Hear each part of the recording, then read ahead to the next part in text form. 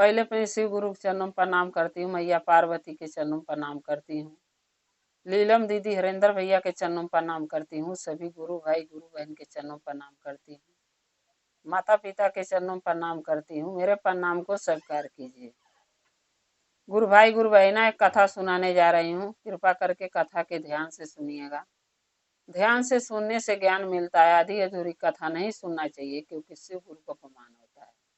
पूरा कथा सुनने से कथा के रहस्य के बारे में, कथा के कहानी के बारे में पता चलता है, तो उससे ज्ञान मिलता है, इसलिए कथा को हमेशा पूरा सुनना चाहिए। एक गांव में एक गुरु बहिना रहती थी जो शिव की शिष्या थी। उनके दो बच्चे थे, एक लड़की एक लड़का, और उनके पति भी थे। तो जब तक उनके पति थे अपना कमाए धमाए, बच्चों के पढ़ाई लिखाए। उसके बाद कुछ दिन के बाद उनके पति जो इस दुनिया छोड़ के चले गए। जो आया है वो उसको तो एक न एक दिन जाना ही है। अब वो गुरु बहिना अकेली पड़ गई, और जो बच्चे थे वो थोड़ा छोटे ही थे, अभी सियान नहीं थे। अपना मेहनत मजूरी करके उनको पढ़ाई लिखाई, सियान हुए जब बच्चे, तो लड़का अपना कमाने धमाने लगा। और जब बच्चा कमाने लगा तो गुरु बहिना खाली हो गई, तो अपना शिव चर्चा भजन में जाने लगी। ये सोच के चलो बच्चे कमा ही रहा है, और लड़की जो थी उसका शादी ब्याह भी कर दी, वो अपने घरे चली गई। उसके बाद लड़के की शादी करी, घर में बहू आई, सब कुछ अच्छा चल रहा था। गुरु बहिना अपना चर्चा भजन महादेव का करती थी, पूजा पाठ करती थी, मंदिर जाती थी, मनो हर वो अच्छा काम करती थी, दान पुण्य करती थी। महादेव का जहाँ भी चर्चा भजन होता था वहाँ वो जाती थी, पूजा पाठ करती थी, दया मांगती थी महादेव से, चर्चा भजन करती थी। उसके बाद जो है कि अब विराम होता था तो पर प्रसाद लेकर अपने घरे आती थी। तो जो बहू आई थी, बहू को ये चीज पसंद नहीं था कि मेरी सास घर से बाहर जाए। उसको ये लगता था कि अगर मेरी सास घर में रहती तो घर का काम करती।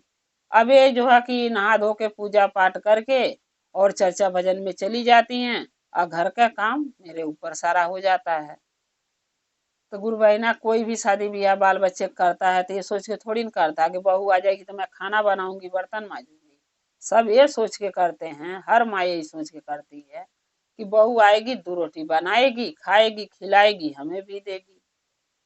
वही वो भी सोचती थी कि जब ताकत था तो मैंने बहुत काम कर ली, बहुत बच्चों को देखभाल कर ली, अब चलो बहू आ गई है तो थोड़ा आराम मिलेगा, खाना पीना बनाएगी, घर का काम करेगी, हम महादेव के कार्य करेंगे, चर्चा भजन करेंगे, महादेव से दया मांगेंगे, बाल बच्चे के लिए सुखी रहें सब। लेकिन ये बात बहू को पसंद नहीं आता था। वो रोज डेली अपने पति से बोलती थी, यानी जो गुरु बहिना थी उनके बेटा से, कि तुम्हारी माँ चर्चा भजन में सुबह सुबह उठ के पूजा पाठ कर लेती हैं नहा धो के, और रोज डेली चर्चा में चली जाती हैं, उनको घर से कोई मतलब नहीं। और जो बहू थी उसके 2 बच्चे भी हो गए, 2 पोते गुरु बहिना के। तो जब वो शिकायत करती थी अपने पति से, तो वो लड़का बोलता था गुरु बहिना के बेटा कि देख, मेरी माँ चर्चा भजन में जाती है, अच्छा काम करती है, पूजा पाठ करती है, तो उसमें हम लोग का भलाई है ना। हमारे लिए दया मांगती है महादेव से, शिव गुरु से, हमारे लिए पूजा पाठ करती होगी, तो हमारे उसमें हमें ही सुख है, हमें ही फायदा है कि हम लोग सुखी रहेंगे, अच्छा रहेंगे, खुश रहेंगे। तो उसको जाने दो, पूजा पाठ कर रही है मम्मी, उसमें तुम्हें क्या देना है, तेरे को लेना देना है। बोलती थी नहीं, उनको घर में रहना चाहिए, बच्चों को खिलाना चाहिए, घर का काम करना चाहिए। तो लड़का बोला कि इस उम्र में मेरी माँ बच्चा खिला सकती है, सर सामान बाहर से किन के ला दे सकती है, तेरे को जो घटेगा, लेकिन वो घर का काम करेगी या तू बैठेगी। तो बोलती थी तब का मैं ही काम करूँ, तो बोला हाँ, औरत के जो काम है औरत करती हैं, सास के काम है सास करती है, बहू काम बहू करना चाहिए, जो पति का काम है पति कर रहा, कमा रहा हूं मैं। अब जब बेटा ने अपने पति से जब बहुत शिकायत करी, बूढ़ा के जो गुरु बहिना थी उनके बेटा से, तो गुरु बहिना का बेटा तो उसकी बात सुना ही नहीं। अब सोचने लगी कि तो मेरी बात सुन नहीं रहे, अब मैं क्या करूं। तो गुरु बहिना जो भी पर प्रसाद लाती थी तो दोनों पोतन के भी देती थी, बहू के देती थी, बेटा के देती थी। तो बहू क्या करती थी, प्रसाद खा फेंक देती थी। बेटा खा लेता था, बच्चे खा लेते थे, पोते दोनों। लेकिन बच्चों का भी खाना और पति का भी खाना उसको अच्छा नहीं लगता था। उसको एक सोचान था कि न पता क्या करके कहाँ से लाके बुढ़िया दे रही है, क्या पता कल को कुछ मेरे पति के साथ, मेरे बेटे के साथ, मेरे साथ बुरा ना हो जाए। तो कोई माँ थोड़ी सोचेगी कि मैं अपने बेटे के साथ बुरा करूं, अपने पोती पोता के साथ बुरा करूं। अच्छा, कोई सासू ये नहीं सोचती है कि मैं अपने बहू के साथ बुरा करूं। क्यों करेगी? वो भी तो किसी घर का बेटी है, तो हम क्यों, इंसान क्यों उसका बुरा सोचेगा। लेकिन बहू से बहुएं हैं कि उनके मन में चलता रहता है कि क्या पता मेरे लिए कोई बुरा कर दे। ऐसे करके चल रहा था। लेकिन जो गुरबहिना थी वो चर्चा भजन में जाना बंद नहीं करती थी। वो उनका एक ही सोचान था कि हम महादेव का शिष्य अब बने हैं, तो जहाँ चर्चा भजन होगा वहां मैं जाऊंगी, चाहे जो भी हो जाए। तो सही बात यह है, अगर 3 सूत्र हमने लिया है और 3 सूत्र का हम पालन नहीं करेंगे तो महादेव का शिष्य बन के क्या फायदा है। हमें तो वो कार्य करना है ना, जो कार्य के हम महादेव से गिरा उठाएं कि हम ये काम आपका करेंगे। 3 सूत्र का पालन, चर्चा भजन, दया नमन, हमको तो करना ही है। तो वैसे वो भी बेचारी करती थी। करते करते जब ऐसे कुछ समय बीता तो जो बहू थी वो एक ही बात सोचती थी, आज तो इनके जांगर है, चर्चा भजन में चली जाती हैं, जब कल को जांगर नहीं रहेगा तब इनको मैं बताऊंगी। यानी वो अपने मन में ये बात ही सोच के रखी थी और सोचती रहती थी मन मन। वो समय एक दिन आया। ताकत शरीर में सबके पास जीवन भर थोड़ी रहता है। अरे जब बच्चा जन्म लेता है, फिर सियान होता है, जवान होता है, फिर बुढ़ापा आता है, फिर एक दिन भगवान के पास चल जाता है। सबके साथ वही है। एक दिन वो समय आया कि जो गुरबहिना थी, बेटा दिन भर काम पर रहता था और बहू क्या करती थी, जब जानती थी कि ये चर्चा भजन में जा रही हैं, घर पे नहीं रुकती हैं, घर का काम नहीं करती हैं, तो उनको धीरे धीरे खुराक खाना देना बंद कर दी, कम कर दी। जब बुढ़ापे में इंसान खाना नहीं खाएगा टाइम से तो उसके पास ताकत नहीं रहता है। वो जो साल भर जीना वो 6 महीना में मर जाएगा। अब वो गुरबहिना के साथ भी वही हुआ। धीरे धीरे बेटा तो काम पर चला जाता, शाम को आता, मम्मी खाना खाई, हाँ तो मैं खा ली। अब छोटी छोटी बात बच्चों से बोलो, माँ बेटा से कहे तो वो जाके बीवी से पूछेगा तो घर में कलेश होगा। तो बहुत सोचना पड़ता है कोई बात बोलने से पहले। तो वो भी गुरबहिना सोचती थी कि अगर बेटा से बोलूंगा, वो बहू से पूछेगा, दोनों में लड़ाई होगी, झगड़ा होगी, कलेश होगा, अच्छा नहीं लगेगा। तो कह देती थी हाँ मैं खा ली हूँ। तो जो 2 रोटी के 3 रोटी की भूख था तो 1 रोटी देती थी। ऐसे कर करके खुराक जो खाना कम कर दी जो गुरबहिना थी उनका। शरीर भी ढलने लगा, खाना भी कम हो गया, खुराकी भी कम मिलने लगा, खाने के खाना भी, भोजन भी।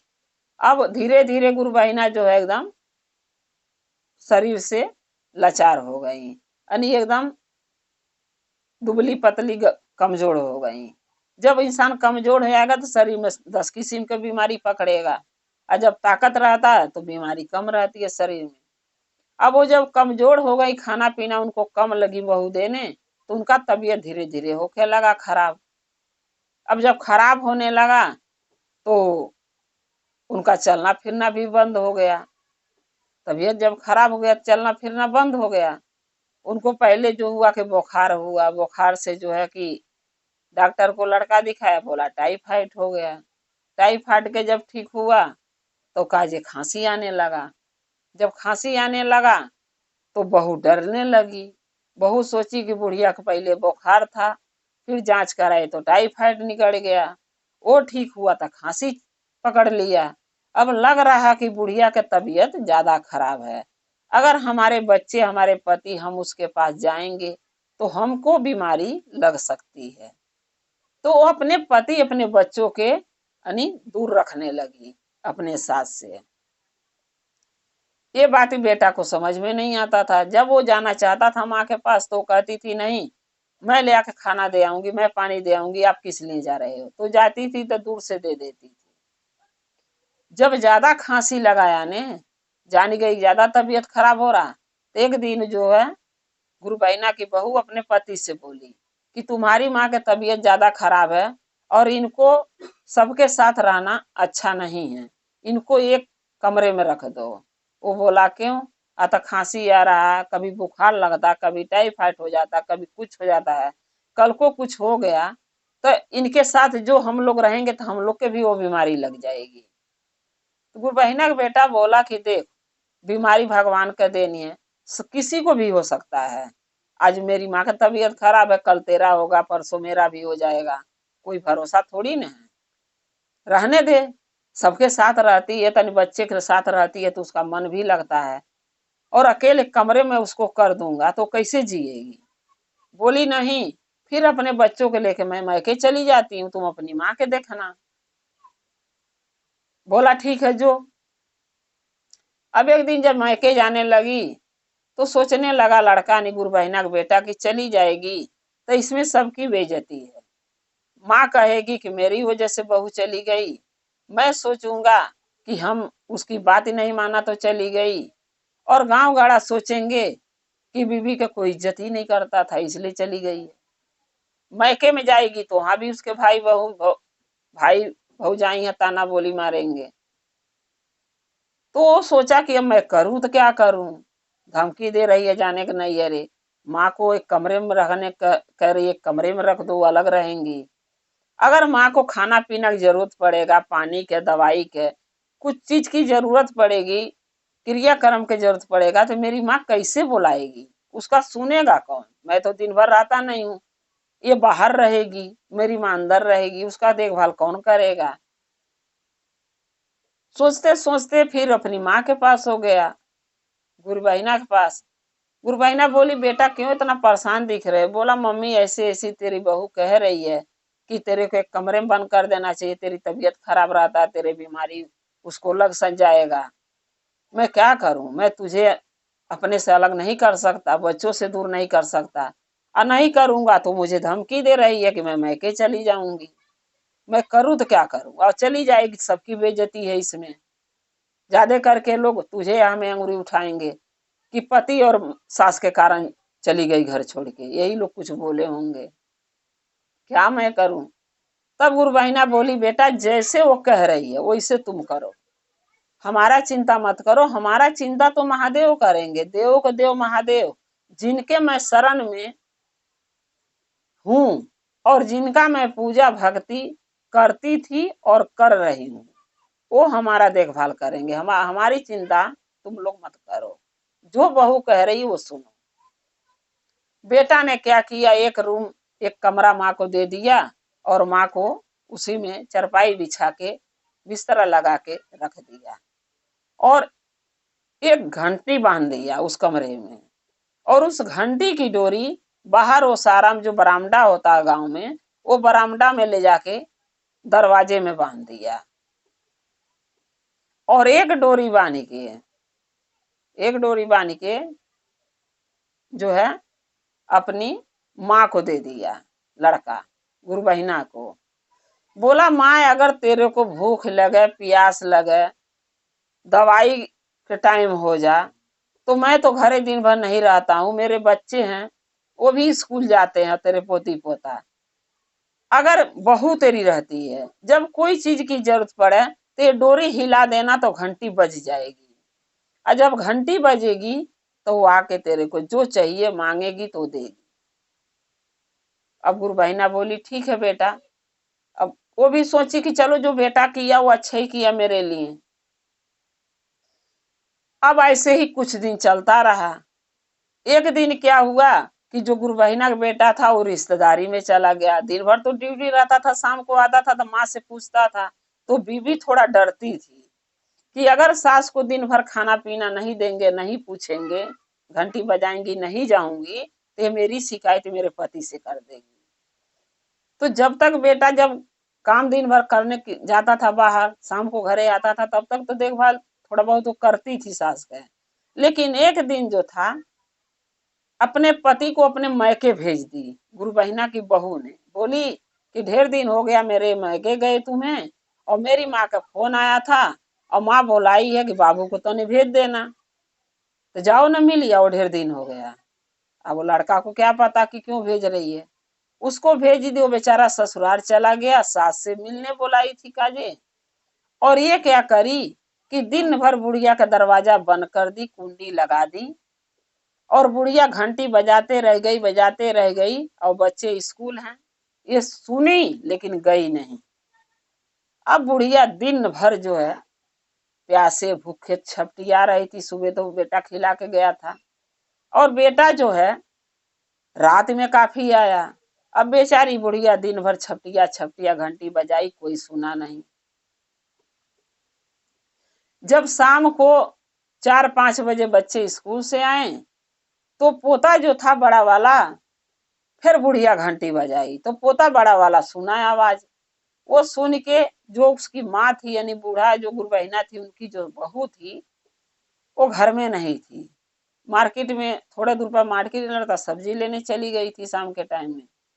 और लड़का जब शाम को जब घंटी बजा के आवाज सुना, स्कूल से आया, तो जाके दरवाजा खोला, तो देखा बूढ़ी यानी उसकी दादी गुरबहिना खटिया पर से गिर के और नीचे पड़ी हुई है जमीन पे। उठ रही होगी, नहीं उठ पाई होगी, गिर गई। वो लड़का गया, 2-4 लोग के बिटोरा ले गया, अपनी दादी को उठवाया, खटिया पर बैठाया, पानी वानी मांगी, सो दिया। उसके बाद पूछने लगा दादी गिरी कैसे। बोला कि बच्चा तू स्कूल था, और तेरे पापा गए हैं अपन तेरे मामा के यहाँ, और बहू के घंटी बजाया, वो सुनी नहीं, मुझे प्यास लगा था, टेबल पर पानी था, उठाने के चक्कर में उठी और मैं गिर गई। जब बुढ़िया गिर गई थी तो माथे पर चोट लग गया था, फूट गया था। फिर फूट गया, क्या करा लड़का, कपड़ा उपड़ा से बांध दिया जो उसके समझ में आया। जब रात में बेटा आया तो सारी बात इन्हें बेटा से गुरबहिना बताई। अब लड़का जब बीवी को डांटा तो गुस्सा हो गई, बोली कि झूठ बोल रही है, मैं ऐसा नहीं करी हूं।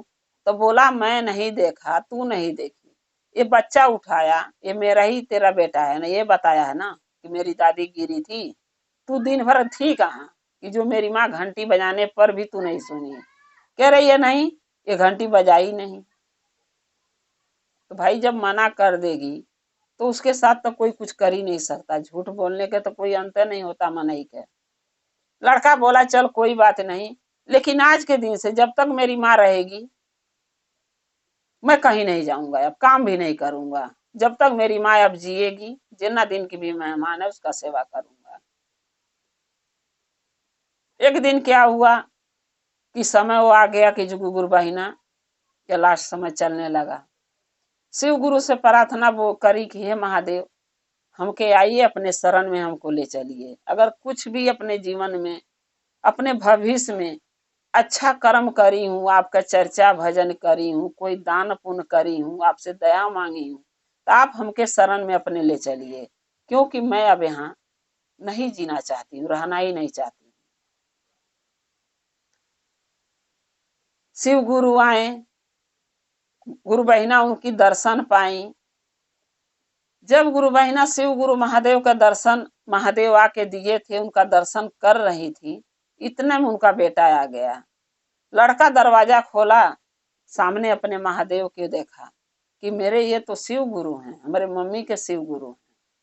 उनको लड़का भी दर्शन मिला। महादेव बोले कि चल शिष्य अब तू मेरे साथ चल, मेरे लोक में रही हो। लड़का बोला नहीं गुरुजी, मत ले जाइए, मेरी माँ को रहने दीजिए।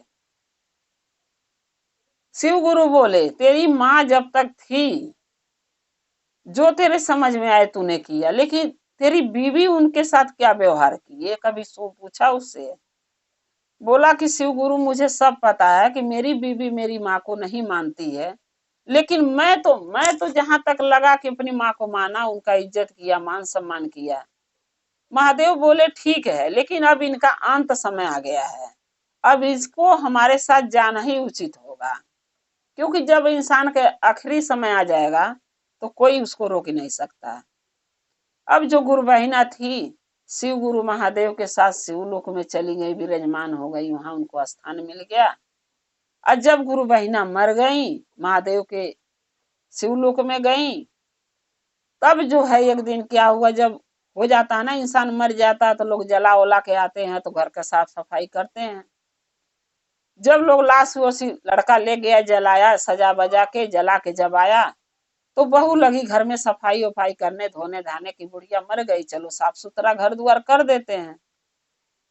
साफ सफाई करने लगी, कैले के बाद जो ओढ़ना बिछौना गुदरा कथरा था, खटिया चरपाई बाहर फेंकवा दी। काजे बुढ़िया की बीमारी था, हम लोगों के लग जाएगा, फेंकिया, वो सब फेंका गया। अब वो घंटी बजा, बच गया।